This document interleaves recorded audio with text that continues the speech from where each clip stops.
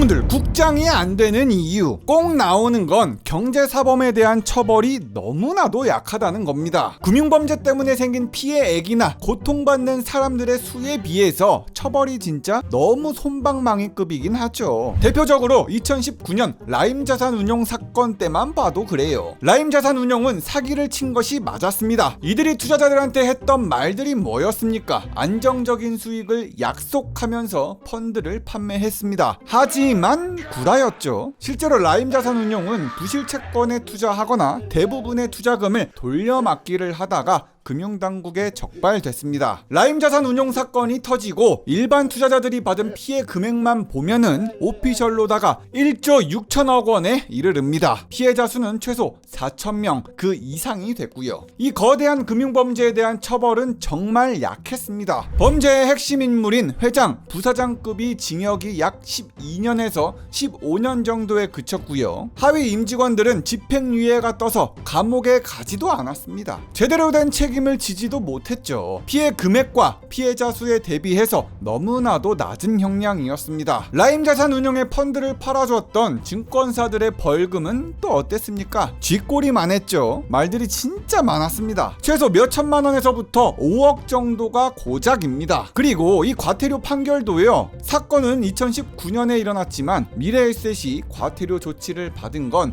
2024년 9월 5일 영상 업로드 기준 불과 며칠 전입니다. 제대로 된 처벌도 범죄금 회수도 못했다는 평가가 지배적이죠. 그리고 다음으로 옵티머스 사건 때도 아주 똑같습니다. 그나물의 그 밥이에요. 옵티머스 금융사기도 라임 때와 비슷하게요. 옵티머스 쪽은 공공기관 매출 채권에 투자한다고 거짓 부렁이를 쳐서 1조 원이 넘는 자금을 모집했습니다. 실제로 까보니까 당연히 아니었죠. 이는 거짓이었고요. 허위로 꾸민 서류를 통해서 투자금을 사적으로 쓰고 아주 그냥 야랄 났었어요. 당시 옵티머스 자산운용에게 처분이 내려진 것은 인가 등록 취소는 물론 과태료 1억 1,440만 원밖에 안 됩니다. 이게 진짜 말이 될까요? 받은 투자금이 1조 원인데 과태료가 1억? 아니, 대충만 때려봐도 과태료의 1만 배 정도 차이가 나요. 참나. 시장이 흔들려서 펀드에 문제가 생긴 것도 아니고 그저 거짓 투자 제안서 때문에 생긴 이 금융사기가 처벌이 이렇게나 약했습니다. 옵티머스 자산운용에다가 정부 자금 1,000억을 투자했었던 담당자도 솜방망이 처벌만 맞고 끝이 났었습니다.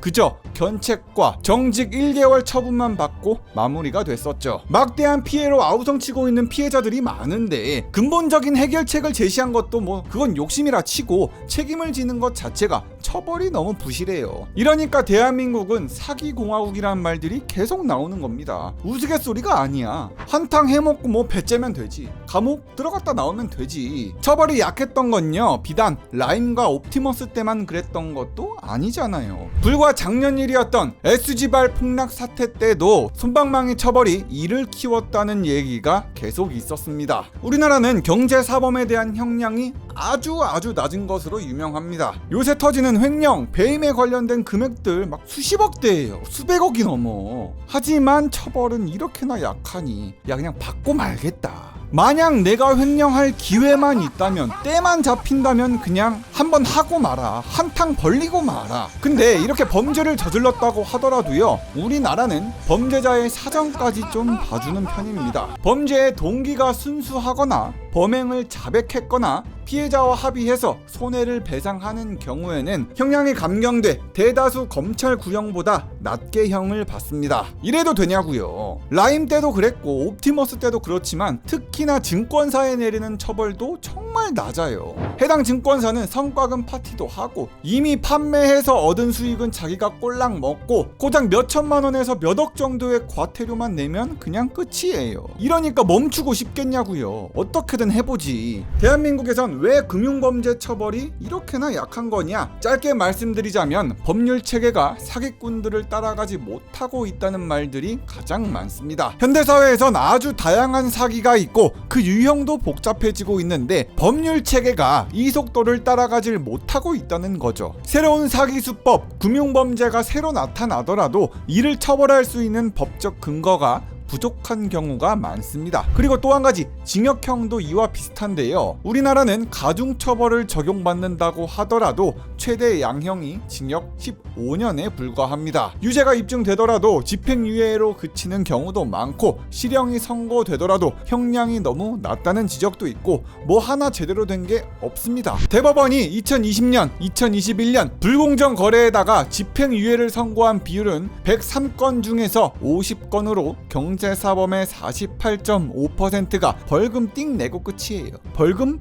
비싸지도 않았잖아. 금융범죄로 발생할 수 있는 기대 수익은 정말 큰 반면에 처벌 비용은 작다 보니까 갈수록 범죄를 못할 이유가 없다고 판단하는 사례가 계속 나타나고 있습니다. 때문에 혹자는 우리 국가가 나서서 사기를 권장한다는 얘기까지 있더라고요. 미국의 경우에는 그냥 사기치면 인생이 사실상 끝이 납니다. 미국이 금융사기 범죄에 100년 이상의 징역형을 선고한 것도 아주 상징적이죠. 벌금도 어마어마합니다. 투자자 보호 의무만 위반하더라도 증권회사한테 매긴 벌금이 아니라 펀드 매니저인 개인 한 명한테 벌금을 100만 달러, 1000만 달러씩 그냥 때려버리는 게 미국입니다. 그리고 미국 최대의 사기꾼이었던 버니 메이도프, 이 한 사람에게 떨어진 형량만 해도 무려 150년이었습니다. 애초에 그냥 사형만 아닐 뿐 감옥에서 그냥 이슬이 되어 죽어라 라는 식의 사실상 종신형 판결이죠. 미국의 경우에는 병과주의라는 법 적용 원칙을 채택하고 있습니다. 이는 개별 범죄마다 별도로 형량을 정한 후에 이를 합산해서 징역을 매기는 방식이죠. 또한 이 징역의 상한선도 없어서 범죄의 심각성에 따라서 매우 높은 수준의 처벌이 가능합니다. 한국 같은 경우에는 가중처벌을 받더라도 이 최대 양형 기준이 있어서 15년을 넘기가 어려워요. 범죄의 규모나 심각성에 비해서 턱없이 낮은 수준이죠. 미국은 경제가 국가의 아주 중요한 부분이고 경제사범은 미국의 경제에 심각한 위협이 될 수 있으므로 강력하게 처벌해야 된다는 인식이 매우 강합니다. 무엇보다 미국은 경제사범이 돈을 쉽게 벌 수 있다는 사실을 알고 있기 때문에 다시 범죄를 저지를 가능성이 높다고 보기 때문이죠. 얼마 전에도 한 4억인가 5억인가 횡령한 직원을 다시 고용을 해서 반성시키고 열심히 하자 그랬는데 바로 뒤통수 까고 한 1억 정도 횡령 또 한 사람이 있었죠. 골 때립니다. 그냥 딸깍만 하면 되기 때문에 재범이 계속 나오는 거예요. 사기꾼들 또 사기치잖아. 사기꾼은 한 번으로 안 끝납니다. 돈 쉽게 버는 맛이 있지. 그 다음으로요, 여러분들, 국가에서 이 판결이 너무 솜방망이 쳐버리기도 하고 감옥도 들어갔다 나오는 게 그리 짧다고 하면은 소송으로 해결보면 되지 않냐 이렇게 생각하실 수도 있는데요. 그래서 방법이 있기는 합니다. 개인이 금융사기에 대응할 수 있는 방법, 증권 집단소송제도라는 게 있죠. 이 제도는요, 금융사기로 인한 피해자가 적게는 몇백 명에서 몇천 명 단위로 나오기 때문에요, 수많은 피해자들이 범죄에 대응할 수 있도록 나온 소송법입니다. 그런데 문제는 이 제도 자체는 좋지만 제대로 굴러가고 있지 않다는 겁니다. 놀랍게도 증권 집단 소송 제도는 2005년부터 시행 중인데요. 현재 시점 2024년까지 약 18년 동안 제기된 소송 단 11건밖에 안 된다는 게 마음이 아픕니다. 이 숫자가 너무 적죠. 11건. 매년 수많은 금융사고와 불법행위가 적발은 되는데 18년간 11건, 1년에 한 건조차 안 됩니다. 이 말인즉 증권 집단소송 제도가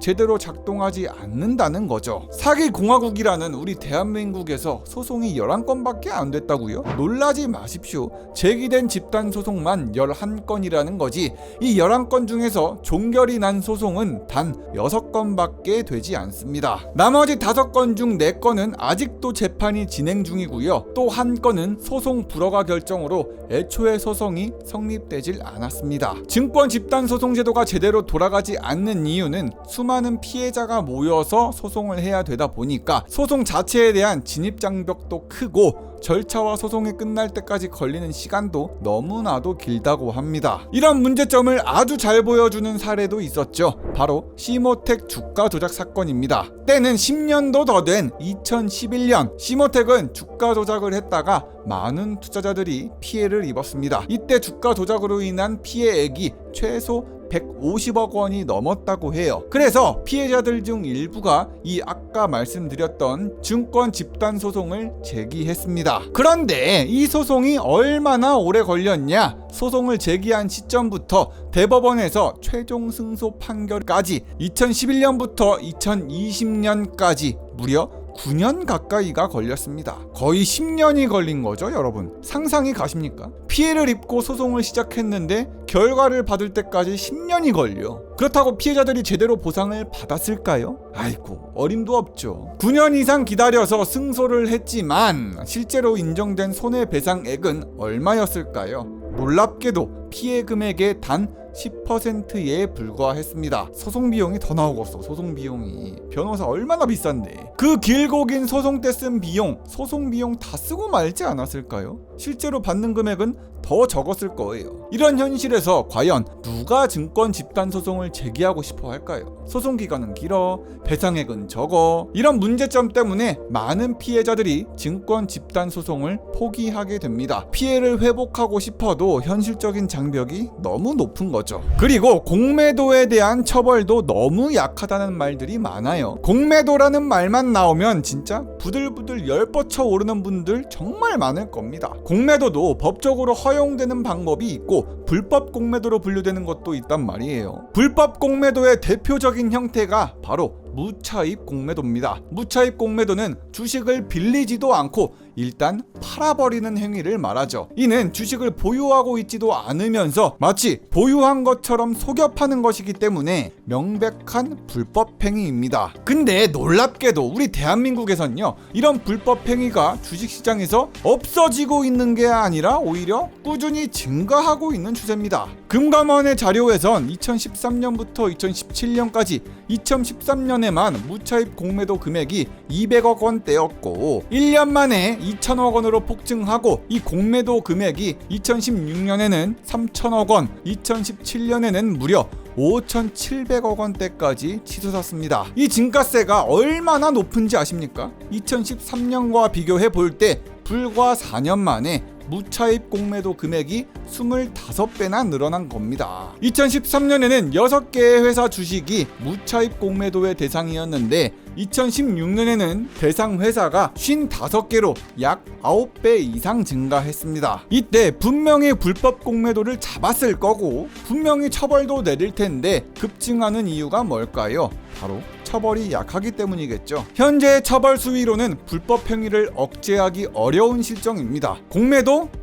일단 때리고 벌금 내자. 그것보다 더 벌면 되지. 과태료가 5천만 원 이하고 5억 원 이하예요. 무차입 공매도 금액만 해도 5,700억 원이 넘는데 이 법이 실제 적용에서는 관대하게 처벌이 되고 있기 때문에 정말 솜방망이 그 자체입니다. 2013년부터 2017년까지 약 5년 동안의 무차입 공매도 위반으로 적발된 사례 총 68개의 사례를 봐도요, 과태료를 부과받은 사례는 21건밖에 되지 않습니다. 나머지 47개는 주의 조치만을 받았죠. 명백한 불법 행위인 무차입 공매도를 했는데 대부분 그냥 주의 조치만 받고 넘어간다는 게 말이 안 되죠. 최근 3년간 3대 불공정 거래 재범률은 20%가 넘어갔고요. 2021년 기준 재범자는 전체 경제사범의 99명 중 21명이나 됐다고 합니다. 이 간단한 통계가 우리 대한민국은 사기 공화국이다라는 말을 부정할 수 없을 정도로 뼈를 때리고 있다고 생각합니다. 비단 죄를 지었으면 처벌을 받는 것이 마땅하고 엄격한 처벌이 있어야, 무서운 게 있어야 범죄를 예방하는데 우리 대한민국은 아직 그게 많이 부족해 보입니다. 이젠 타이밍이 됐습니다. 구독 누를 타이밍.